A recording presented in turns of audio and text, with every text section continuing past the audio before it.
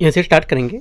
एडुटोरिया का यहाँ पर टेस्ट नंबर पहला रहेगा बीपीएससी का, जो भी यहाँ पर सेल्फ असेसमेंट को लेकर के बनाया गया। जैसे कि यहाँ पर अपना को देखते हो, जैसे कि आप यहाँ पर इसको अपने आप में चेक कर सकते हो कि हम कितने क्वेश्चन यहाँ से सही कर पा रहे हैं, और यहाँ पर पूरे सिलेबस पर आधारित होगा ये। ठीक है, अभी बात कर रहा हूँ जो बीपीएससी होगा उसके लिए। ठीक है, और यहाँ से आज से पहला टेस्ट भी स्टार्ट हो चुका है, जो यहाँ पे सेक्शनल टेस्ट होगा वो भी मैं आपको यहाँ से कल दिखाऊंगा। ठीक है, और यहाँ से जो टेस्ट है ये वाला, ये भी आपका पहले टेस्ट टेस्ट माने होगा, ये सेल्फ असेसमेंट टेस्ट होता है। जैसे कि यहाँ पर आपको अपनी जो कितना आपको तैयार है कितना है, तो उसके अकॉर्डिंग आप यहाँ पर इसमें देख सकते हो। ठीक है, इसको बोलते हैं सेल्फ असेसमेंट टेस्ट। ठीक है, फुल सिलेबस पर होता है, और आज ये मतलब कल हो चुका, तो आज मैं आपको ये करा रहा हूँ। ठीक है, आज से जो टेस्ट स्टार्ट हो चुके हैं वो आपका यहाँ पहला नंबर टेस्ट होगा, जो सेक्शनल टेस्ट, वो मैं आपको कल कराऊंगा। ठीक है, तो ये भी आपको काफ़ी इंपॉर्टेंट होता है सेल्फ असेसमेंट टेस्ट, जहाँ पर जितने भी पूरा सिलेबस है उसके अकॉर्डिंग अपनी तैयारी को आप जान सकते हो कि अभी मैं कितनी तैयारी है। ठीक है, उसके अकॉर्डिंग आप पहला टेस्ट यहाँ पर सेक्शनल वाला कल करोगे। राइट, आते हैं क्वेश्चन नंबर 1 से स्टार्ट करते हैं। क्वेश्चन नंबर 1 है, क्वेश्चन 1 है, भारतीय राष्ट्रीय कांग्रेस एजेंसी के प्रथम अधिवेशन और उसकी स्थापना के संबंध में विचार करना है। कांग्रेस के प्रथम अधिवेशन का आयोजन मुंबई के गोकुलदास तेजपाल संस्कृत महाविद्यालय में किया गया था, जिसमें कुल 72 सदस्यों ने भाग लिया था। पहली बात यहाँ से, क्योंकि पहली बात करेक्ट है। दूसरा, दादाभाई नौरोजी ने उसके सुझाव पर इस संस्था का नाम भारतीय राष्ट्रीय संघ से बदलकर भारतीय राष्ट्रीय कांग्रेस कर दिया गया था। सेकंड बात यहाँ से, ये भी करेक्ट हो जाएगा। दोनों बातें यहाँ से क्या करेक्ट हैं इसकी, पहली बात दूसरी बात यहाँ से। तीसरा है, सुरेंद्र नाथ बनर्जी ने प्रथम अधिवेशन की अध्यक्षता की थी, क्योंकि उस समय वे सबसे प्रमुख राष्ट्रवादी नेता थे। तीसरी बात यहाँ से गलत होगी, क्योंकि प्रथम अधिवेशन की अध्यक्षता विमर्श चंद्र बनर्जी ने की थी, और सुरेंद्र बनर्जी प्रथम अधिवेशन के शामिल नहीं हो सके थे, क्योंकि इसी समय कोलकाता के उनके संगठन इंडियन एसोसिएशन का दूसरा नेशनल कॉन्फ्रेंस चल रहा था। चौथी बात है, स्थापना के समय भारत के वाइसराय लॉर्ड डफरिन थे, और अधिवेशन के महासचिव एवं होम थे। चौथी बात यहाँ से करेक्ट है। 1, 2, 4 से, तो आंसर यहाँ से 1 से होगा, ए। क्वेश्चन नंबर 2 है, स्वदेशी आंदोलन के प्रसार के संबंध में विचार करना है, सूची मैच करना है। देखते हैं इसमें नेता और यहाँ पर इसके क्षेत्र कौन कौन से हैं। पहला होगा सैयद हैदर रजा, इनका क्या होगा, इनका दिल्ली से ए का 2। ठीक है, दूसरा चिदम्बरम पिल्लई हो जाएगा आपका मद्रास प्रेसिडेंसी से। अगला लाला लाजपत राय, ये हो जाएंगे आपके पंजाब और उत्तर प्रदेश। ठीक है, आगे क्या होगा, लोकमान्य तिलक आपको हो जाएगा बम्बई और पुणे। करेक्ट आंसर हो जाएगा दूसरे का यहाँ से एक करेक्ट है। क्वेश्चन नंबर 3 है, कानपुर षड्यंत्र केस 1924 के बारे में निम्नलिखित केस में किस क्रांतिकारी पर मुकदमा नहीं चलाया गया था। आंसर हो जाएगा तीसरे का करेक्ट आंसर यहाँ से, कि भगत सिंह पर यहाँ पर नहीं चलाया गया था इसमें, क्योंकि 1920 के दशक में उसके रूप में बोल्शेविक क्रांति से प्रेरित होकर भगत जो भारत सोसाइटी जो साम्यवादी विचारधारा है तेजी से फैल रही थी, और ब्रिटिश सरकार का आरोप था कि वे क्रांतिकारी एक ऐसी संस्था बनाने का प्रयास कर रहे थे जो ब्रिटिश सम्राट को भारत की संप्रभुता करने के वंचित कर देती थी, और सरकार ने इस पर राजद्रोह का आरोप लगाया था। आंसर क्या होगा, डी यहाँ से करेक्ट होगा।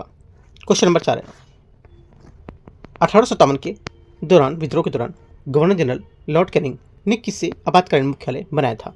आंसर हो जाएगा चौथे का करेक्ट आंसर सी, इलाहाबाद। यहाँ से इसका सही आंसर होगा। इलाहाबाद गंगा यमुना के संगम में स्थित है, और ये होने के कारण सेना की आवाजाही का संचार के लिए सबसे उपयुक्त केंद्र माना जाता था ये। क्वेश्चन नंबर 5 है, 5वां नंबर रेलवे के जो सर्वाधिक विकास की कालक्रम किस कालक्रम के अनुसार हुआ था, जबकि राम बजट जो है ये वाई की सिफारिश पर काम करता है। ठीक है, तो एक्स और वाई के बारे में यहाँ पर दे रखी चीज़ें। ठीक है, देखते हैं इसको। डलहौजी है ना, जैसे 1, 2, 3, 4 नंबर होते हैं ना, उस टाइप से यहाँ पर दे रखा है। तो देखते हैं इसको। 5वें का जो पहला स्टेटमेंट कथन बोला है कि जो सही यहाँ पर जो बात है वो किसने की, तो यहाँ से भी हो जाएगा करजन एक वर्ष समिति, इसका सही आंसर होगा, क्योंकि लॉर्ड डलहौजी की भारतीय रेलवे का जनक आदत है, और यहाँ पर उसके समय में 1883 में 53 में पहली ट्रेन चलाई थी, और इसने अगर हम जो पटरियों की लंबाई के नेटवर्क सबसे तेज विस्तार की बात करें तो यहाँ पर लॉर्ड कर्जन होगा उसमें। ठीक है, एक वर्ष समिति का गठन 1920 में विलियम एक वर्ष की अध्यक्षता में 10 सदस्यीय समिति के तौर पर किया गया था। ठीक है, तो यहाँ से 20 स्टेटमेंट इसका सही आंसर हो जाएगा। क्वेश्चन नंबर 6 है, निम्नलिखित पर विचार करना है। मुस्लिम लीग का अमृतसर अधिवेशन 1908 पृथक निर्वाचन मंडल की सिफारिश की मांग करना था। पहली बात होगी। 6 का पहला स्टेटमेंट यहाँ से ये जो रहेगा, 6 का पहला स्टेटमेंट यहाँ से मुस्लिम लीग के जो 1908 का अमृतसर अधिवेशन है मुसलमानों के लिए पृथक निर्वाचन मंडल की आधिकारिक मांग की गई थी और इसके परिणाम स्वरूप 1909 में पार्लियामेंट सुधार इस मांग को स्वीकार कर लिया था। सेकेंड बात है, कलकत्ता अधिवेशन 1906 में स्वदेशी बहिष्कार और राष्ट्रीय शिक्षा पर 4 प्रस्ताव दिए गए थे, पारित किए गए थे। सेकेंड बात यहाँ से 1906 के कलकत्ता अधिवेशन की दस्तावेज रचित द्वारा की गई थी। इसके अधिवेशन में पहली बार स्वराज शब्द प्रयोग हुआ था और स्वदेशी बहिष्कार और राष्ट्रीय शिक्षा पर 4 महत्वपूर्ण प्रस्ताव पास किए गए थे। सूरत अधिवेशन 1907 में उदारवादियों द्वारा चला लाला लाजपत राय नाम से अध्यक्ष पद पर प्रस्तावित हुए थे। तीसरी बात क्या होगी? तीसरी बात यहाँ से ये भी करेक्ट है। चौथी बात बोल रहा है दिल्ली दरबार 1877 ठीक है, उसमें यहाँ पर बोला कि अकाल के बावजूद यहाँ पर लॉर्ड लिटन द्वारा भव्य आयोजन किया गया था। तो ये बात यहाँ से लॉर्ड लिटन द्वारा क्या आयोजन किया गया था। इतना हुआ था जो दक्षिण भारत में भीषण अकाल चपेट में आ गया था। इसी दरबार को महारानी में विक्टोरिया केसरी हिंद की उपाधि दी थी। ठीक है, सूरत वाला क्या होगा? सूरत का अधिवेशन जो कांग्रेस का विभाजन के बाद विभाजन में हुआ था उसमें, ठीक है, और उदारवादियों ने रास बिहारी बोस के नाम से अध्यक्ष पद के लिए प्रस्तावित किया था, जबकि यहाँ पर धर्म दिल चाहते थे कि लाला लाजपत राय बाल तिलक अध्यक्ष बने रहे और इसी असहमति के कारण कांग्रेस दो गुटों में बट गई थी। ठीक है, तो कौन सा इसमें सही होगा? 2 बातें सही हैं। तो यहाँ से जो आंसर हो जाएगा रास बिहारी बोस, ये बात गलत हो जाएगी तीसरी वाली, क्योंकि यहाँ पर उदारवादियों ने जो थे उन्होंने रास बिहारी घोष का नाम अध्यक्ष पद के लिए प्रस्तावित किया था, लाला लाजपत राय का नहीं किया था। ठीक है, तो सिर्फ 1, 2, 4 करेक्ट है, 3 बातें। क्वेश्चन नंबर 7वां आते हैं, निम्नलिखित में से कौन सा बौद्ध संगीति के संबंध में सही है? बौद्ध संगीत के बारे में कौन सी बात सही है? आंसर हो जाएगा एक तो प्रथम बौद्ध संगीति राजगृह में थी, द्वितीय बौद्ध संगीति वैशाली में थी। दोनों बातें से करेक्ट है, लेकिन जो तीसरी बात बोला है ये बात गलत है। तृतीय संगीति क्या जो है कनिष्क के संरक्षण में हुई थी, तो ये बात गलत है कि संरक्षण अशोक सम्राट अशोक थे। 1, 2 करेक्ट होगा। क्वेश्चन 8 है, सहायक संधि स्वीकार करने वाले राज्यों के सही कालक्रम के अनुसार चयन करना है। 8वें का आंसर हो जाएगा एक तो हैदराबाद, मैसूर, अवध, पेशवा और सिंधिया। सही क्रम है 1, 2, 3, 4, यहाँ से करेक्ट होगा 1, 2, 3, 4, 5। क्वेश्चन नंबर 9 है, ब्रह्म समाज के दूसरे विभाजन एवं साधारण ब्रह्म समाज 1878 की स्थापना के पीछे क्या कारण था? आंसर हो जाएगा 9 का करेक्ट आंसर। इसका कारण था कि केशव चंद्र सेन द्वारा अपनी अल्पायु पुत्री का विवाह करना। ठीक है, बी यहाँ से सही आंसर होगा। क्वेश्चन नंबर 10 है, निम्नलिखित में से कौन सा व्यक्तित्व प्रथमा प्रार्थना समाज के संबंधित नहीं था? आंसर हो जाएगा 10वें का करेक्ट आंसर यहाँ से आनंद मोहन बोस, इसका सही आंसर है D. Question number 11, Annie Besant और थियोसॉफिकल सोसाइटी के संबंध में गलत कथन यहाँ पर कौन सा होगा? 11वें का जो आंसर हो जाएगा गलत, ये हो जाएगा सी, एनी बेसेंट भारतीय राष्ट्रीय कांग्रेस की पहली महिला अध्यक्ष थी 1925 में। ठीक है, आंसर क्या होगा? 11वें का सही आंसर होगा आपका यहाँ से सी। क्वेश्चन नंबर 12 है, अहमदिया और बहावी आंदोलन के संबंध में विचार करना है। अहमदी आंदोलन ने जिहाद के विरोध किया था, जबकि यहाँ पर बहावी आंदोलन इस्लाम को पुनर्गठित करने के लिए सक्रिय था। 12वें का पहला स्टेटमेंट यहाँ से एकदम सही है। सही पूछा तो यही बात सही, बाकी सब यहाँ से गलत होंगे इसके। क्वेश्चन नंबर 13 है, निम्नलिखित में से किस संधि के द्वारा तृतीय कर्नाटक युद्ध का अंत समापन हुआ था और फ्रांसीसियों ने अपनी फैक्ट्रियां वापस की थी, भारतीय फैक्ट्रियां वापस की थी? आंसर हो जाएगा 13 का करेक्ट आंसर यहाँ से पेरिस की संधि सही आंसर होगा। तृतीय कर्नाटक युद्ध 1758 से 1763 के युद्ध के 70 युद्ध का ही एक विस्तार था। ठीक है, और 1763 की पेरिस संधि के साथ यूरोप को युद्ध को समाप्त हुआ था और जिसका प्रभाव भारत पर भी पड़ा था। क्वेश्चन 14 है, 14 नंबर है, सन्यासी विद्रोह के संबंध में निम्नलिखित कथन पर कौन सा कथन गलत होगा? सन्यासी विद्रोह के बारे में, सन्यासी विद्रोह के बारे में यहाँ पर गलत होगा, जो देखते हैं इसको। पहला है, इस विद्रोह का एक प्रमुख कारण तीर्थ स्थानों की यात्रा पर अंग्रेजों द्वारा लगाया गया प्रतिबंध होता था। बात एकदम सही है। ठीक है, सेकेंड बात है, वारेन हेस्टिंग ने इस विद्रोह को दबाने का श्रेय दिया जाता था। ये बात यहाँ से करेक्ट है। कुचल ने दबाने को लेकर के लंबा अभियान चलाया था, इसमें उन्होंने डाकुओं का उपद्रव करार दिया था, लेकिन अंततः वो इसे दबाने में सफल रहे थे। तीसरा, बंकिम चंद्र चटर्जी का प्रसिद्ध उपन्यास आनंद मठ इसी विद्रोह पर आधारित था। तीसरी बात भी करेक्ट है। तीनों बातें सही हैं। आंसर क्या होगा? पूछे गलत कौन सा, तो इनमें से कोई गलत नहीं है। ठीक है, याद रखना 14 का आंसर डी। देखो आप लोग यहाँ पर बताया करो, जितने भी मैं पेपर सॉल्व करूँगा ना, आपको यहाँ पर ये बता के चलना कितने क्वेश्चन आपके सही हुए हैं। ठीक है, जैसे 14 का भी मैं आपको कराऊंगा, 75 क्वेश्चन कराऊंगा, तो आप बता सकते हो 75 में कितने आपके करेक्ट हुए हैं। ठीक है, देखो आपके 20 सही हो रहे हैं, 25 सही हो रहे हैं, 15 सही हो रहे हैं, 10 सही हो रहे हैं, उससे मतलब नहीं है, कम से कम आप यहाँ से प्रैक्टिस कर पा रहे हो। जिसने आपके गलत होंगे तो उसके अकॉर्डिंग मैं आपको टॉपिक बता दिया करूँगा, वो टॉपिक आप यहाँ से रीड करोगे। ठीक है, और टेलीग्राम से बस जुड़ गए, टेलीग्राम से मैं कुछ टॉपिक इंपॉर्टेंट और कुछ यहाँ पर बीपीएससी के लिए जो रहेगा वो मैं आपको शेयर करता रहूँगा। ठीक है, आते हैं क्वेश्चन नंबर 15 है, धन के बहिर्गमन के बारे में निम्नलिखित कथन में विचार करना है कि किस राष्ट्रवादी नेता ने 1872 में पुणे में दिए गए अपने व्याख्यान में कहा था कि राष्ट्रीय पूंजी का 1/3 हिस्सा किसी न किसी रूप में ब्रिटिश शासन के बाहर ले जाया जा रहा है। आंसर हो जाएगा 15 का करेक्ट आंसर महादेव गोविंद रानडे। ठीक है, रानडे ने अपने पुणे में ऐतिहासिक भाषण में स्पष्ट रूप से कहा था कि भारतीय राष्ट्रीय पूंजी का लगभग 1/3 हिस्सा किसी न किसी रूप में ब्रिटिश शासन के देश के बाहर भेजा जा रहा है। क्वेश्चन 16 है, हिंद स्वराज निम्नलिखित में से किसके द्वारा लिखी गई थी? हिंद स्वराज निम्नलिखित में से किसके द्वारा लिखी गई थी? आंसर हो जाएगा 16 का करेक्ट आंसर ये लिखी गई थी Mahatma Gandhi. B answer answer होगा। महात्मा गांधी की रचना, पुस्तक की रचना 1909 में अपने लंदन से दक्षिण अफ्रीका की समुद्र यात्रा के दौरान जो मूल रूप से गुजराती भाषा में लिखी गई थी, ये भी इंपॉर्टेंट है। ठीक है, क्वेश्चन 17 कि सातवाहन शासक ने स्वयं को एक ब्राह्मण कहा और यहाँ पर छहरात वंश का नाश करने के लिए दावा किया था? आंसर हो जाएगा 17 का गौतमीपुत्र सतकर्णी। सही आंसर होगा सी। ठीक है, क्वेश्चन 18 है, सातवाहन शासक में कटक के और कंधार स्कंधवार शब्द का प्रयोग किस क्षेत्र में होता है? मतलब कहने का सातवाहन शासन में कटक और स्कंधवार शब्द कहाँ पर किस क्षेत्र में प्रयोग करते हैं इसको?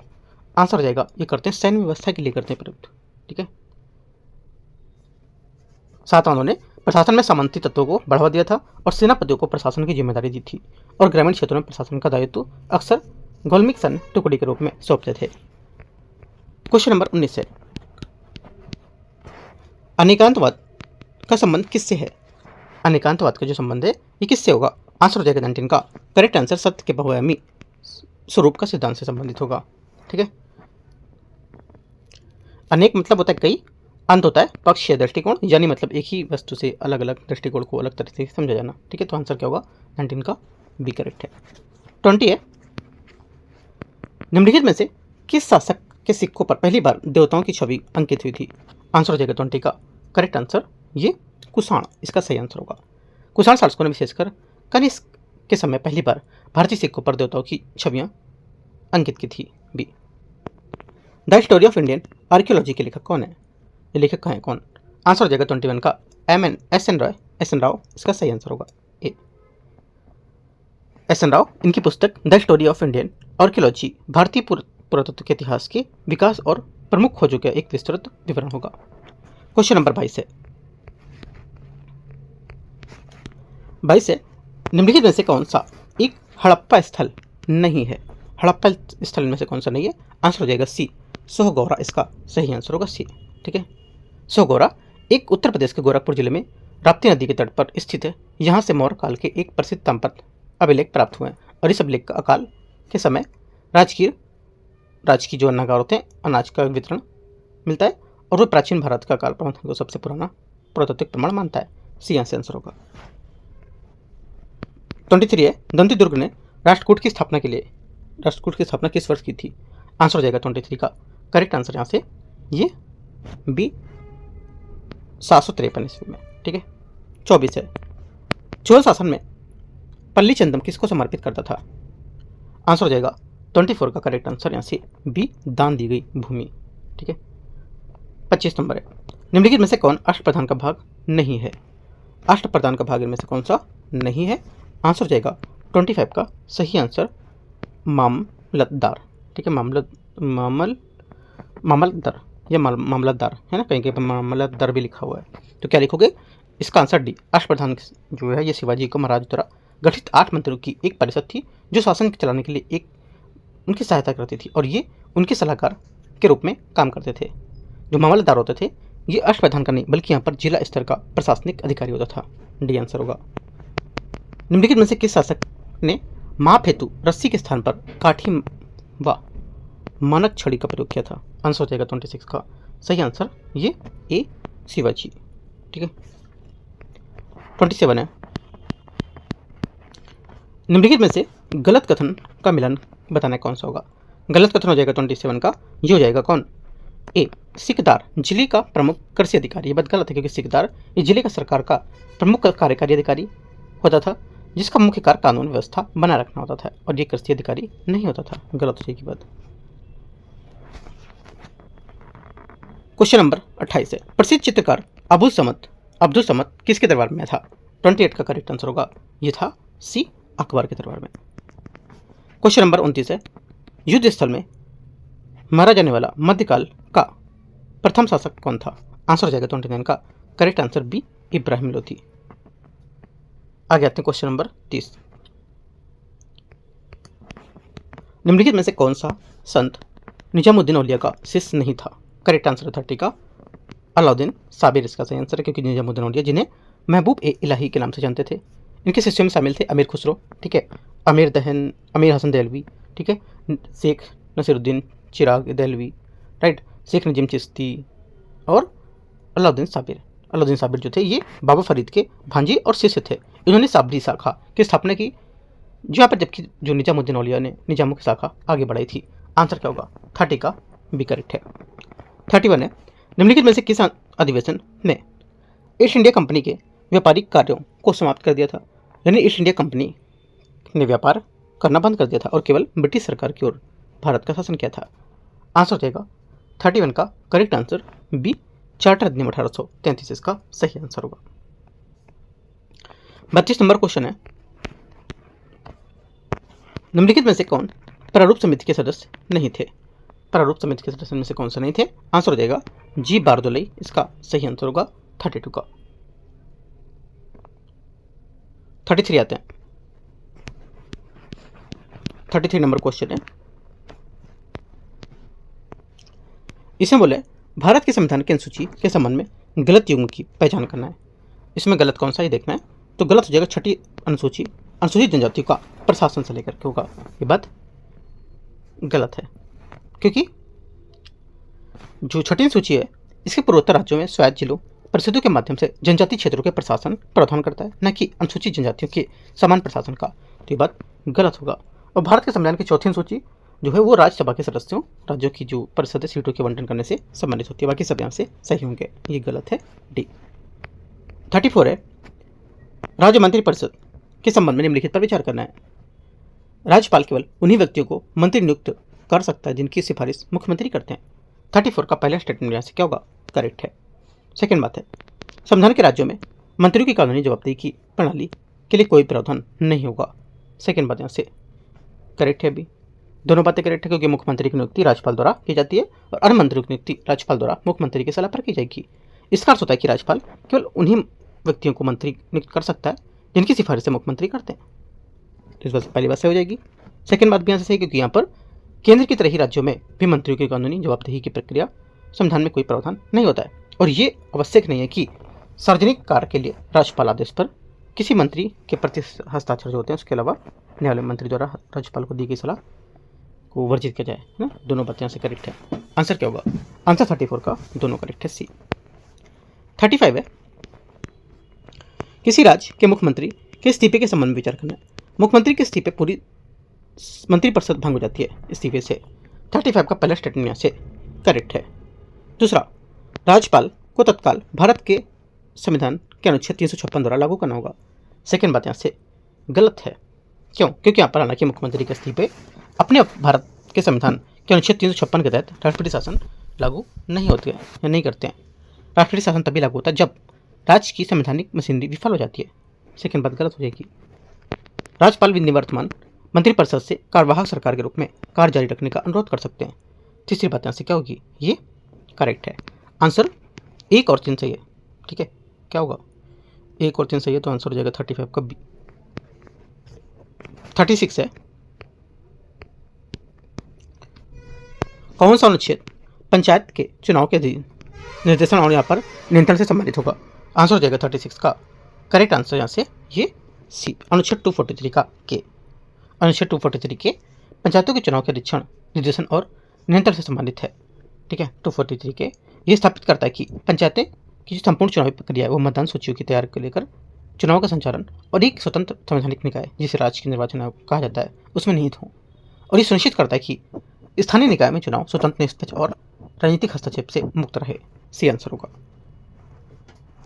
37 है, 2026 में भारत के सर्वोच्च न्यायालय ने डॉक्टर जिया ठाकुर बनाम भारत संघ मामले में मासिक धर्म स्वास्थ्य को निम्नलिखित में से किस अनुच्छेद के तहत एक मौलिक अधिकार का घोषित किया था? आंसर हो जाएगा 37 का करेक्ट आंसर अनुच्छेद 21। हमेशा न्यूज में रहता है, क्या होगा? ए यहाँ से आंसर होगा। और इसके अनुसार न्यायालय ने सभी राज्यों और केंद्र शासित प्रदेशों को निर्देश भी दिया था कि वे मुफ्त किफायती सैनिटरी पैड की उपलब्धता सुनिश्चित करें और स्कूलीय कार्यरत सुरक्षित तथा जो लिंग विशिष्ट लड़के लड़कियों के लिए अलग अलग शौचालय की व्यवस्था भी करें।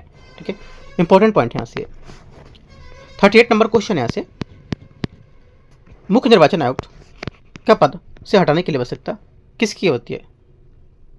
मुख्य निर्वाचन आयुक्त से पद के हटाने की लिए आवश्यकता किसकी होती है? आंसर हो जाएगा 38 का करेक्ट आंसर ये होती है दोनों सदनों और अलग अलग विशेष बहुमत की। ठीक है, क्योंकि मुख्य निर्वाचन आयुक्त सीसी को उच्च स्तर की सुरक्षा प्रदान की जाती है ताकि निर्वाचन आयोग की स्वतंत्रता सुनिश्चित की जा सके। ठीक है, और यह आयोग की स्वतंत्र और निष्पक्ष चुनाव कराना जो लोकतंत्र का एक मूल हिस्सा होता है। इसी कारण से कि संविधान ये प्रावधान करता है कि सीसी को कार्यपालिका, राष्ट्रपति या सरकार उसके द्वारा आसानी से नहीं हटाया सकता है। इसकी वजह उन्हें हटाने की प्रक्रिया को जानबूझकर कठोर बनाता है और ये सर्वोच्च न्यायालय के न्यायाधीश को हटाने की प्रक्रिया के समान होगी। सी आंसर है। 39 नंबर है 39, भारत का संविधान मौलिक अधिकारों पर युक्त प्रबंध का प्रावधान करता है, लेकिन इस प्रबंध को उचितता तय करते समय ध्यान में रखना जरूरी होगा। क्या? देखो, ध्यान में रखना ये जरूरी है कि आम जनता के हितों की रक्षा हो सके, पहली बात। दूसरी बात है प्रचलित सामाजिक मूल्यों और सामाजिक जरूरतों में बाधा न बने, सेकेंड बात भी करेक्ट होगी। और चौथी बात, सामूहिक सामाजिक हित व्यक्तिगत अधिकारों पर प्रतिबंध को उचित ठहराया जा सके, चौथी बात से होगी। तीसरी बात यहाँ से गलत है। ठीक है, तीसरी बात यहाँ से गलत है कि राज्य के नीति निर्देशक जो सिद्धांत है इसकी केवल अनदेखी नहीं की जा सकती है। न्यायालय मौलिक अधिकारों की रक्षा के लिए सिद्धांतों की सामंजस्यपूर्ण व्याख्या करने के लिए प्रयास करता है ना, तो ये बात गलत हो जाएगी। बोला अनदेखी की जा सकती है तो गलत होगा। 1 to 4 करेक्ट है, आंसर है। क्वेश्चन नंबर 40 है, भारत की संसद के कामकाज के संबंध में विचार करना है। भारत के राष्ट्रपति मंत्रिपरिषद की सलाह पर कार्य किए बिना संसद के किसी भी सदन का सत्रावसान कर सकते हैं। 40 का पहला स्टेटमेंट यहाँ से ये क्या होगा? पहली बात यहाँ से इसकी गलत लग रही है मुझे।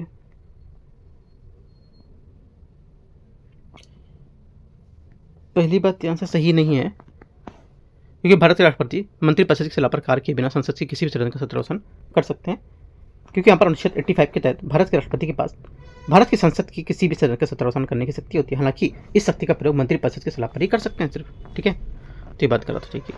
अगला है, आमतौर पर किसी सदन का सत्रावसान तब होता है, ठीक है, सत्रावसान तब होता है जब उसे अनिश्चित काल के लिए स्थगित कर दिया गया हो, लेकिन राष्ट्रपति को संवैधानिक रूप से किसी सदन का सत्रावसान तब करने से तभी यहाँ पर नहीं रोका सकता जब वह सत्र में हो, सेकेंड बात सही है। तीसरा, लोकसभा का विघटन राष्ट्रपति द्वारा किया जाता है जब आमतौर पर दुर्लभ स्थितियों को छोड़कर मंत्रिपरिषद की सलाह कार्य करते हो, ये भी बात यहाँ से सही होगी। देखो 2 और 3 यहाँ से बात सही है इसकी, पहली बात यहाँ से क्या होगी? गलत है, 2 कथन सही है। 41 नंबर है, खागे द्वीप निम्नलिखित में से किस देश का एक हिस्सा है? आंसर हो जाएगा 41 का करेक्ट आंसर खार्ग लिखा है, खागे नहीं खार्ग। ठीक है, खार्ग ऊपर का थोड़ा सा वर्ड इसमें कट हो रहा है ना, क्योंकि यहाँ पर इनका प्रिंट ऐसा है। खार्ग जो है द्वीप एक छोटा है लेकिन रणनीतिक रूप से काफी महत्वपूर्ण द्वीप है जो फारसी खाड़ी से ईरान के तट को जोड़ता है, उसके पास स्थित है और ईरान का हिस्सा इसकी बुसहेयर प्रांत के अंतर्गत प्रशासित होता है और ये ईरान के लगभग 90% तेल निर्यात को संभालता है। क्वेश्चन नंबर 42 है, निम्नलिखित में से कौन सा स्थान अलकनंदा और पिंडार नदियां का संगम पर स्थित होगा, स्थित होगा? आंसर हो जाएगा सी कर्णप्रयाग, सही आंसर होगा। कर्णप्रयाग अलकनंदा और पिंडार नदियों का संगम है। विष्णुप्रयाग क्या होगा? विष्णुप्रयाग अलकनंदा और धौली गंगा नदियों का संगम होगा। नंदप्रयाग अलकनंदा और मंदाकिनी नदियों का। रुद्रप्रयाग हो जाएगा अलकनंदा और मंदाकिनी नदियों का, सी आंसर होगा। क्वेश्चन 43 है, पैत्रियार नदी दक्षिण भारत की एक प्रमुख नदी है जो किन राज्यों से होकर बहती है? आंसर हो जाएगा 43 का करेक्ट आंसर तमिलनाडु और कर्नाटक, इसका सही आंसर होगा ए। ठीक है, तमिलनाडु में ये दक्षिण से पूर्व की ओर मुड़ जाती है और अंत में कुडल और में जो बंगाली खाड़ी वहाँ गिरती है, और तमिलनाडु में प्रवेश करने से पहले ये कर्नाटक में लगभग 80 किलोमीटर तक दक्षिण की ओर प्रवाहित होती है। ठीक है। 44 है करा स्थल डमरू मध्य, करा स्थल डमरू मध्य, जिसे डेल्विक नेक शैतान की गर्दन भी कहा जाता है, किसके बीच स्थित है ये स्थित है 44 का करेक्ट आंसर अंडमान सागर और थाईलैंड की खाड़ी, इसका सही आंसर होगा। दक्षिण थाईलैंड स्थित इस्थमस मलय प्राद्वीप का सबसे सकरा हिस्सा है जो भूमि एशिया का मलेशिया को जोड़ता है, और ये अंडमान सागर को थाईलैंड और उसकी पूर्व खाड़ी जो होती है उसके बीच स्थित है, और अपने दुर्गम भाग को लेकर के ऐतिहासिक रूप से चुनौतीपूर्ण समुद्री मार्ग को डेल्विक नेक के नाम से जानती है। ठीक है। आंसर क्या होगा 44 का एक करेक्ट होगा। 45 है पलामू, बेवार, ये दहिया, खिल, पोडू, ये क्या है? एक तरह से ये हैं कृषि के पद्धति के प्रकार होंगे। ठीक है। पोडू क्या होता है? आंध्र प्रदेश का है ना। और क्या पूछ रहा? खिल, खिल जो है ये होता है हिमालय क्षेत्र का। झूमिंग, झूमिंग तो आपको पता ही है राइट। और क्या होगा? पामलू बेखार है ना, पामलू बेखार ये भी एक तरह से क्या है? ये जो खेती के ही है ना, तो यहाँ से क्या होगा? आंसर बी कृषि से होगा। 46 है बेरन द्वीप ज्वालामुखी द्वीप जो स्थित है कहाँ? आंसर हो जाएगा 46 का करेक्ट आंसर श्री विजयपुरम के उत्तर पूर्व में स्थित है। ठीक है। बी यहाँ से 46 का आंसर होगा। आगे आते हैं, और ये इस प्रदेश की राजधानी श्री विजयपुरम से लगभग 138 किलोमीटर उत्तर पूर्व में स्थित है, और ये भारतीय और जो बर्मी प्लेट होती हैं उसके सबडक्शन जोन में उसके ऊपर स्थित होगा। 47 है बदरघट्टा नेशनल पार्क किस राज्य में स्थित है? BBN है ना, BBN तमिलनाडु। बदरघट्टा, बांदीपुर, नागरहोल ये सब तमिलनाडु में, तो आंसर क्या होगा? अच्छा BBN कर्नाटक, सॉरी तमिलनाडु नहीं, BBN कर्नाटका होगा। ठीक है, मिस्टेक हो गया थोड़ा सा। BBN कर्नाटका। ठीक है। बदरघट्टा, बांदीपुर और नागरहोल ये सब कर्नाटका में, तो आंसर क्या होगा? कर्नाटक, PS से आंसर होगा 47 का। आगे आते हैं क्वेश्चन 48 नंबर है। 48 है उत्तर पश्चिमी भारत में सर्दियों में होने वाला वर्षा या होने वाली वर्षा के लिए निम्नलिखित में से कौन सा कारक उत्तरदायी होंगे? इसमें से जो कारक उत्तरदायी हैं, एक तो भूमध्य सागरीय क्षेत्र में उत्पन्न होने वाला पश्चिमी विक्षोभ शीतकालीन चक्रवात होते हैं जो भूमध्य सागरीय क्षेत्र में उत्पन्न होते हैं और पछुआ हवाओं के साथ पूर्व की ओर बढ़ते रहते हैं। बंगाल की खाड़ी से लौटने वाली मानसून हवाएं, सेकेंड बात यहाँ से गलत होगी क्योंकि ये भूमध्य सागर, काला सागर और कैस्पियन सागर से नमी लाते हैं, और भारत पहुंचने में ये मैदानी इलाकों में उत्तर पश्चिम भारत में वर्षा और हिमालय के हिमपात के कारण बनते हैं, और ये वर्षा रबी की फसल के लिए विशेष रूप से गेहूं के लिए अत्यंत महत्वपूर्ण होगी। ठीक है। और यहाँ से लौटता हुआ मानसून अक्टूबर से दिसंबर मुख्य रूप से भारत की दक्षिण पूर्वी तट को विशेष रूप से तमिलनाडु को प्रभावित करता है, तो दूसरा गलत है। तीसरा यहाँ से उप उष्णकटिबंधीय पछुआ जेट स्ट्रीम, तीसरा यहाँ से करेक्ट होगा क्योंकि उप उष्णकटिबंधीय पछुआ जेट एक महत्वपूर्ण जो गत्यात्मक भूमिका निभाती है, और सर्दी के दौरान ये हिमालय के दक्षिण की ओर खिसक जाती है और ये पश्चिमी विक्षोभ की दिशा प्रदान करती है। ठीक है, 1 और 3 करेक्ट है, आंसर बी। क्वेश्चन नंबर 49 है 49। पश्चिमी यूरोप की मृदु सौम्य जलवायु कौन सी जलधारा जिम्मेदार होगी? आंसर हो जाएगा 49 का करेक्ट आंसर यहाँ से जो जिम्मेदार है इसकी ये गल्फ स्ट्रीम सही आंसर होगा। ठीक है। गल्फ स्ट्रीम एक समुद्र जलधारा है जो मैक्सिको की खाड़ी से शुरू होती है और उत्तरी अमेरिका की पूर्वी तट के साथ बहती है और फिर उत्तरी अटलांटिक ड्रिफ्ट के रूप में पश्चिमी यूरोप की ओर बढ़ती रहती है। सी आंसर होगा। क्वेश्चन 50 है 50।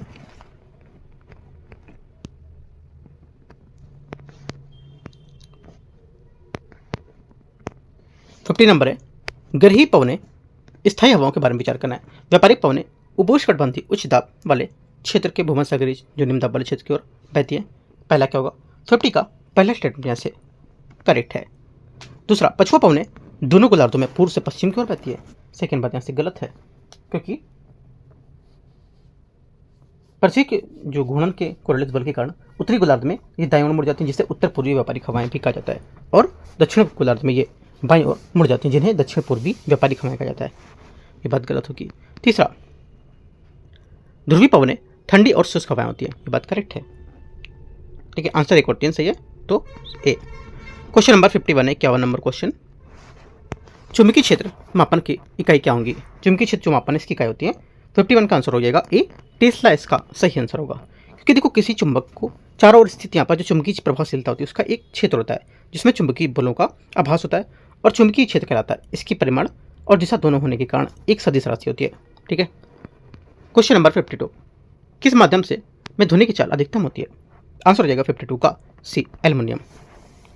एल्युमिनियम 25 डिग्री सेंटीग्रेड को लेकर के अगर करोगे तो 2620 मीटर पर सेकंड की चाल होगी इसकी। बाकी उससे जो नीचे आएगा वो सॉरी 6440 और जो इससे नीचे आएगा निकेल वो 6040, बाकी सब कम है और। ठीक है।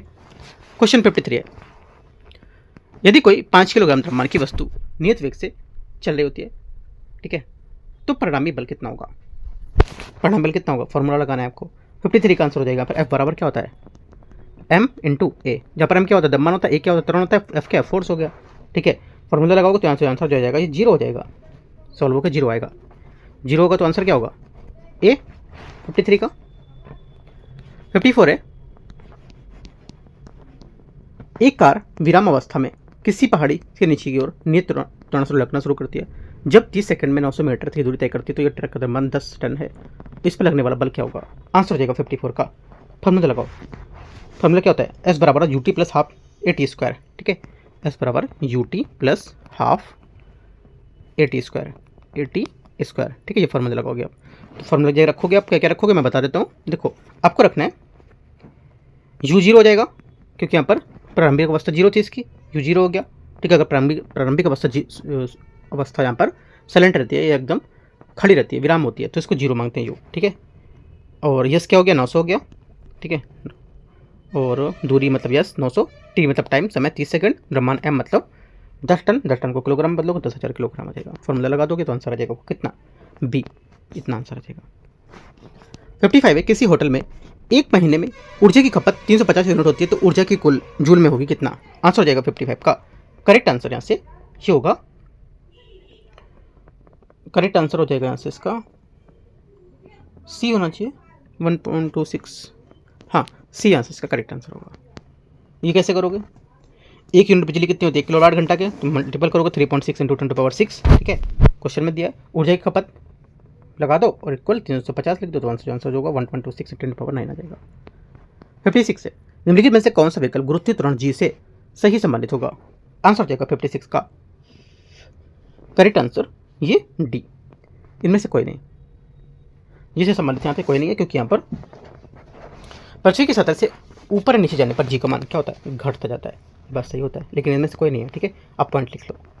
दूसरी बात है पृथ्वी के केंद्र पर गुरुत्वीय त्वरण का मान 0 होता है। पृथ्वी के ध्रुव को जी पर जो पृथ्वी का ध्रुव होता है उस पर जी का मान महत्तम होता है। पृथ्वी की घूर्णन गति बढ़ा देने या घटा देने से ध्रुव के गुरुत्वीय त्वरण का मान नहीं बदलता है और विषुवत रेखा पर जी का मान न्यूनतम होता है। पृथ्वी के घूर्णन पर बढ़ने पर जी का मान विषुवत रेखा से कम हो जाता है। तो देखो जो लोग यहाँ पर साइंस से बैकग्राउंड से उनको पता होगा, जो साइंस के बैकग्राउंड से नहीं है तो वो पॉइंट तक अपना नोट कर सकते हो, पॉइंट जो मैंने बताए थे आपको। ठीक है। इसमें कोई डरने या सोचने वाली बात नहीं है। राइट। आंसर 56 का डी। 57 है, बैलों की एक जोड़ी खेत जोतते समय हल पर 200 न्यूटन का बल लगाती है। जोता गया खेत 20 मीटर लंबा है। खेत की लंबाई को जोतने में किया गया खर्च या किया गया कार्य क्या होगा? देखो किया गया जो कार्य हो जाएगा 57 का ये हो जाएगा। कार्य बराबर क्या होता है? डब्लू। कार्य किससे मापते हैं? डब्लू से। डब्लू बराबर क्या होता है? एफ इंटू डी विस्थापन। एफ क्या है? फोर्स हो गया, डी आपका विस्थापन हो गया। तो डब्लू बराबर होता है एफ एस कॉस थीटा, है ना। F S cos theta, cos theta की वैल्यू कितनी 90 है तो 1 हो जाएगी वो। राइट। तो W बराबर हो जाएगा F इंटू एस, क्योंकि तो 1 हो गया कॉस थीटा। एफ एस की जगह भर दो तो F के बराबर बल दे रखा है 200 न्यूटन, विस्थापन दे रहा है 20 मीटर, तो 4000 जूल आ जाएगा इसका आंसर। 58 है, समतल दर्पण की वक्रता त्रिज्या क्या होती है? 58 का आंसर हो जाएगा अनंत। ये यहाँ से सही आंसर है, क्योंकि समतल दर्पण की वक्रता त्रिज्या अनंत मन पे आती है और वक्रता त्रिज्या उस गोले की त्रिज्या होती है जिसका दर्पण एक भाग होता है, लेकिन यहाँ पर समतल दर्पण बिल्कुल सीधा होता है, इसका कोई वक्र या कर्व नहीं होता है। 58 है। 59 है, किसी चालक में किसी चालक में समय के सापेक्ष विद्युत आवेश प्रवाह की दर को क्या कहते हैं? 59 का आंसर हो जाएगा, इसको कहते हैं विद्युत धारा। बी यहाँ से सही आंसर है। 60 नंबर क्वेश्चन है, निम्नलिखित कथनों पर विचार करना है। लघु पतन तब होता है जब विद्युत में और उदासीन तार सीधे संपर्क में आ जाते हैं। पहला, 60 का पहला स्टेटमेंट यहाँ से करेक्ट है। लघु पतन में धारा काफ़ी कम हो जाती है। देखो, जब लघु विद्युत में एक उदासीन सिरे तार में संपर्क में आता है तो लघु पतन या अति भारण हो सकता है। ऐसी स्थिति में किसी परिपथ में विद्युत धारा अकस्मात काफ़ी अधिक हो जाती है, ठीक है, कम नहीं होती है। ओनली वन करेक्ट है। 61 है, एक घोल का pH 2 से 3 होता रहता है तो इसमें pH प्लस आयन का सांद्रता कितनी होगी, चंदल कितना होगा। आंसर हो जाएगा 61 का करेक्ट आंसर सी, 10 गुना कम हो जाएगी, सी यहाँ से आंसर होगा, ठीक है। क्वेश्चन नंबर 62 है, ऑक्टेन संख्या किसका माप है।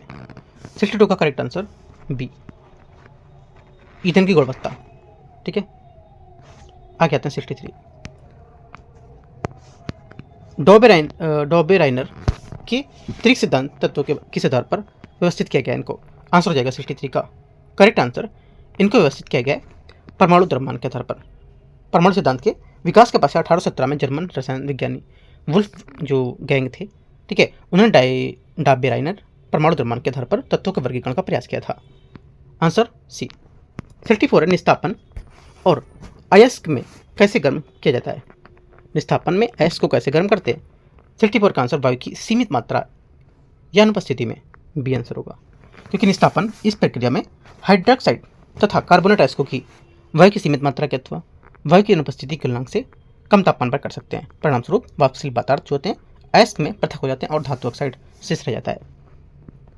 65 है, निम्नलिखित में से कौन सा कथन सही है। हीरा ग्रेफाइट कार्बन का अपर रूप होगा, पहली बात। 65 का पहला करेक्ट है। हीरा प्रकृति रूप में सबसे कठोर पदार्थ होता है। ग्रेफाइट ताप एवं विद्युत दोनों का सुचालक होता है, तीनों बातें करेक्ट है। आंसर 65 का डी। 66 है, कार्बन तिथि निर्धारण में कार्बन का समस्थानिक प्रयुक्त होता है कितना। आंसर हो जाएगा 66 का करेक्ट आंसर ये होता है C614, ए यहाँ से करेक्ट आंसर होगा। 67 है, कठोर एवं मृदु साबुनों के विषय में गलत कथन यहाँ पे कौन सा है। गलत कथन है जो 67 का ये हो जाएगा सी। कठोर साबुन जल में अधिक विलय होता है जबकि यहाँ पर मृदु साबुन जल में कम विलय होता है। ये बात क्या है, ये बात गलत है, इसकी गलत ही कथन पूछा था, ठीक है। कठोर साबुन राइट, कठोर साबुन बसी अम्लों में सोडियम लवणों से निर्मित साबुन का कठोर साबुन कहलाता है और ये साबुन जल में कम विलय होता है और सरलता से झाग का निर्माण नहीं करता है। और कठोर साबुन का प्रयोग सफाई एवं कपड़े धोने में कर सकते हैं और कठोर साबुन का निर्माण मुख्यतः तेल, जंतु वसा, फैट, नारियल आदि तेल से कर सकते हैं, सी यहाँ से आंसर होगा। 68 है, थर्मोप्लास्टिक किस प्रकार के बहुलक पाए जाते हैं इसमें। आंसर हो जाएगा 68 का करेक्ट आंसर रेखी और निर्यत संयोजी बहुलक, इसका आंसर होगा।